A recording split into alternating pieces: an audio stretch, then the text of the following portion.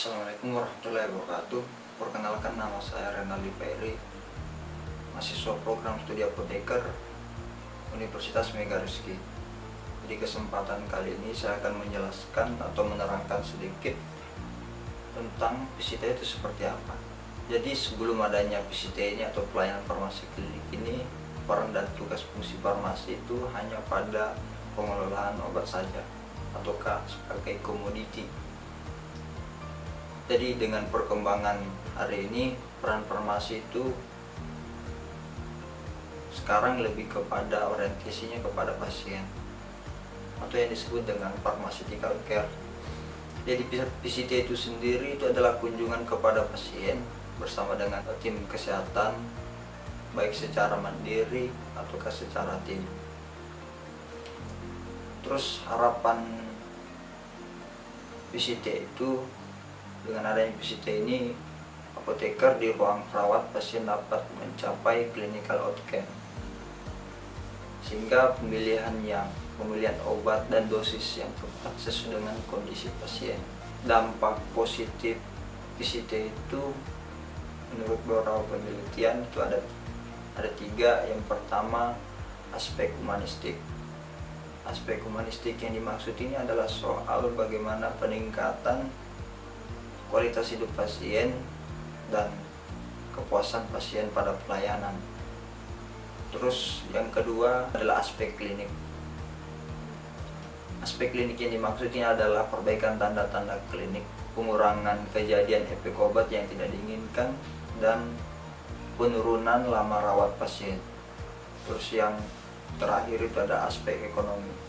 Aspek ekonomi yang dimaksudnya adalah biaya obat pasien dan biaya pengobatan keseluruhan pada pasien. Jadi ada penurunan biaya itu.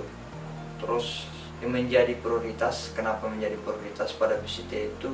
Karena tidak semua bisa dilakukan pada pasien, hanya pada kondisi tertentu. Yang pertama adalah pasien dalam perawatan intensif, artinya pasien yang betul-betul dalam kondisi darurat. Yang kedua adalah pasien yang mendapatkan obat yang lebih dari 5 atau yang disebut dengan polifarmasi. Kenapa harus menjadi prioritas? Karena efek samping dan interaksi obat itu bisa saja terjadi. Terus yang selanjutnya itu pasien yang mengalami penurunan fungsi organ, baik fungsi ginjal dan fungsi hati.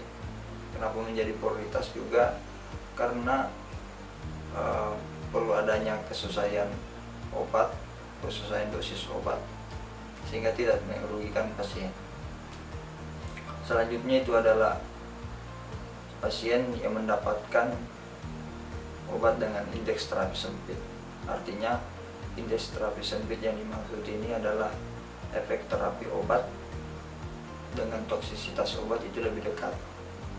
Jadi bisa saja mengakibatkan kematian dan merugikan ke pasien. Terus kegiatan PCT itu sebenarnya ada berapa?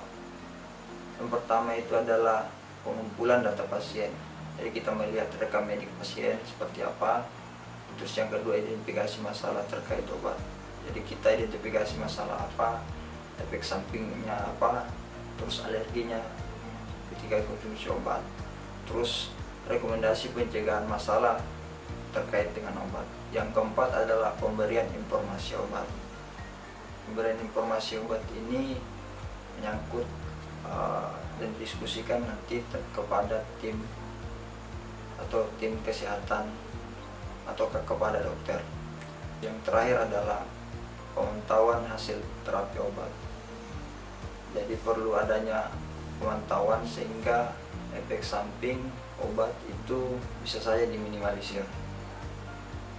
Mungkin itu bisa saya sampaikan, kurang lebih maafkan, dan akan dilanjutkan nanti dengan bagaimana langkah-langkah PCT seperti apa.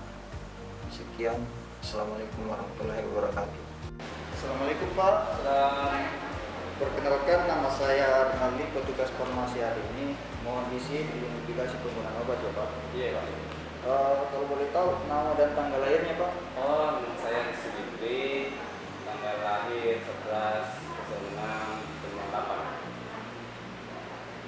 Bapak sudah sarapan pagi ini? Iya, hampir sudah Pak. Minum obatnya sudah? Sudah juga. Bapak punya alergi obat? Iya, ada Pak. Ada juga. Kalau boleh tahu obatnya apa ya Pak? Coba dulu Pak. Antibiotiknya antibiotik apa ya Pak? Kloro. Ada kloro Pak. Chloramfenicol. Ya, kloro. Setelah konsumsi chloramfenicol timbul gejala alergi seperti apa ya Pak? Iya, Pak, biasa bintik merah. Bintik kemerahan. Iya. Ya. Itu seluruh tubuh atau sebagian saja Pak? Kalau bintik merah kemarin itu Pak, seluruh tubuh Pak. Oh, ya. Terus biasa berlangsung berapa jam atau berapa hari ya? Biasa berapa hari Pak? 3 hari. Kurang lebih 3 hari ya Pak. Iya. Sebelum Bapak kesini pernah mengkonsumsi obat ya Pak? Iya, pernah Pak. Kalau boleh tahu obatnya apa? Kalau kemarin saya konsumsi obat dipin. Kalau amlodipin yang darah tinggi ya Pak? Iya, juga. Terus Metformin. metformin untuk Iya. gulanya, Bapak punya gula? Iya, saya ada juga. Untuk amlodipinnya diminum berapa kali sehari Pak? Kalau kemarin 1 kali Pak. Saya baru 1 kali. Oke. Untuk metforminnya berapa kali diminum Pak? 2 kali.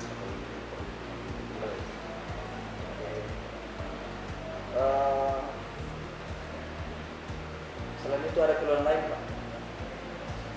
Tidak ada. Untuk sebagai bukti bahwa saya pernah identifikasi penggunaan obat, bisa saya minta tanda tangan ya Pak? Iya. Tolong tanda tangan sini ya Pak. Iya. Dimana di sini? Oh iya. Baik.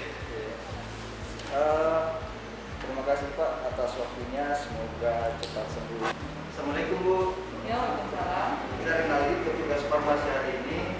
Saya ingin melaporkan hasil identifikasi obat atas nama pasien Bapak Rizwi, kamar 205. Bapak Rizwi punya alergi chloramfenicol. Sebelum bapaknya dirawat di rumah sakit, pernah mengkonsumsi amlodipin 1 kali sehari dan metformin 2 kali sehari.